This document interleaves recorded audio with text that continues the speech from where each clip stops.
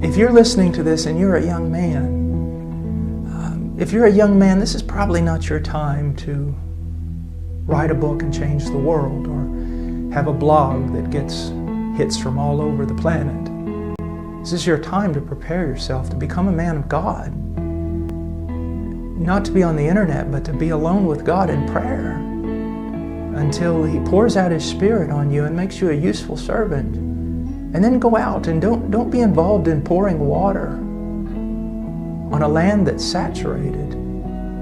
Go out with your life and preach the gospel to the nations that don't know Christ. Why be alive? The need is tremendous. But I'm not going to tell you that the need is so tremendous and God won't get it done without you. God will get it done without you. But what a loss. What a loss of joy. You know, if I preach in the United States, I'm just another preacher. But to go overseas and preach where no one's preaching, even if you're as pitiful a preacher as I am, you're the preacher.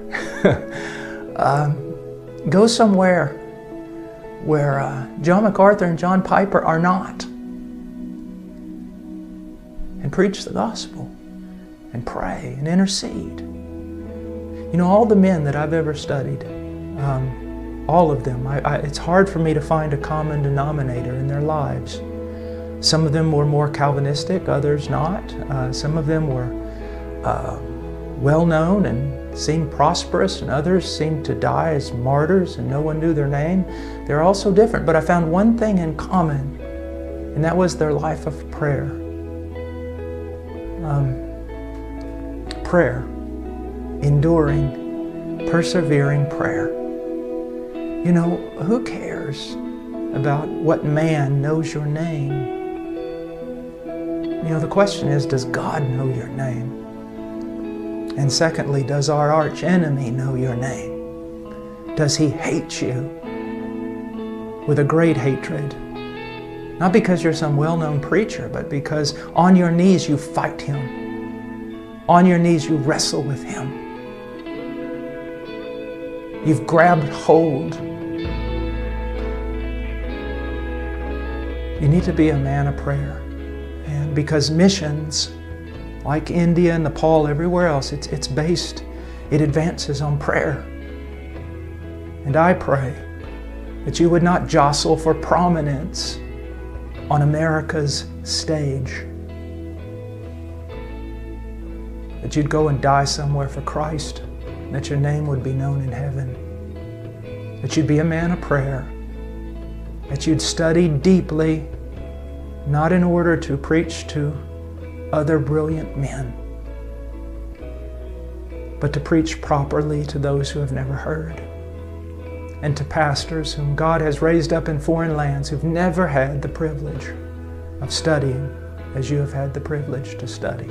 You know, I invite you to a life of just real sacrifice and a life of joy unspeakable and full of glory. Some of you young men, you need to think about this. You need to think about going out there and preaching the gospel, suffering for Christ and relishing that suffering. Now, I'm 49 years old and my body is broken into a million pieces. Like Robert Murray McShane said, you know, the Lord gave me a message and a horse, and I've killed the horse. And I feel that way, but I can tell you this, I'm glad. I'm glad. He's worth dying for, young men. And don't waste your life trying to be a theological expert to a bunch of people who already probably know more than you do. Get out there and preach the gospel.